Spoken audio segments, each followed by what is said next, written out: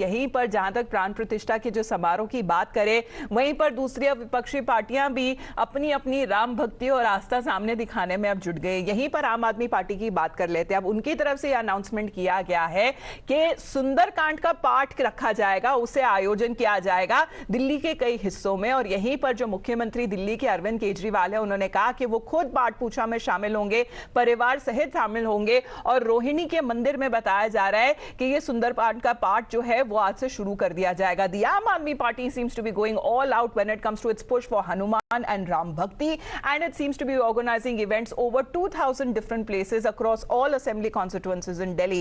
It will be held every Tuesday at the zonal level, on every second and the last Tuesday of the month at the ward level, and every first Tuesday of the month at the assembly constituency level. While Sundarkand recitation will be organized at some places, Hanuman Chalisa will be chanted at other places. The party, which is now reconstituted a body to supervise the plans as well. आम आदमी party की तरफ से यह कहना है कि आस्था की जब बात होती है तो इस विषय पर कोई सवाल या राजनीति नहीं होनी चाहिए। और जहां तक अगर हम बात करें, चाहे वो सुंदरकांड का पाठ हो, चाहे वो हनुमान चालीसा क्यों ना हो, हर मंगलवार को देखा जाएगा कि ये सुंदरकांड का जो पाठ है उसका आयोजन किया जाएगा दिल्ली के कई इलाकों में।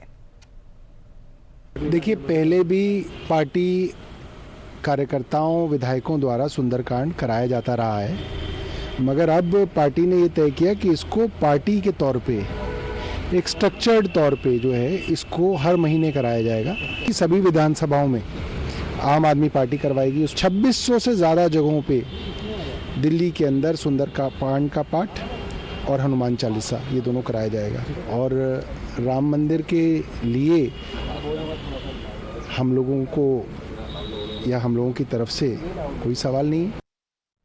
हम यहीं पर बीजेपी की बात कर लेते हैं, क्योंकि हिपोक्रेसी का जो आरोप है वो आम आदमी पार्टी पर लगाती हुई नजर आ रही है। बीजेपी का ये कहना है कि राम भक्ति एक तरफ, लेकिन अपने जो अलायंस के जो पार्टनर्स है, जब उसी सनातन धर्म के ऊपर सवालिया निशान लगाते हैं, उसके ऊपर ऑब्जेक्शंस और इस तरह से जो बयान देते हैं, जो सभी के रिलीजियस जो सेंटिमेंट्स है उसे दुख पहुंचाता है, तब आम आदमी पार्टी क्या करती है? तब वो चुप क्यों हो जाती है? ये सवाल अब बीजेपी उठाती हुई नजर आ रही है।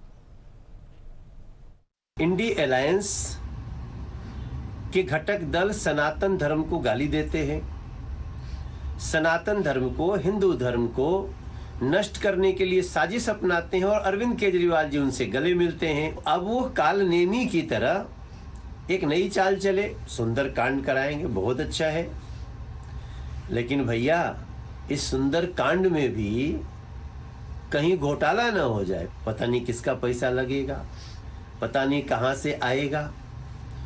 तो दिल्ली और देश की जनता तो आपका सनातन विरोधी चेहरा देख चुकी है, लेकिन अच्छा है आप पब्लिक से डर रहे हैं।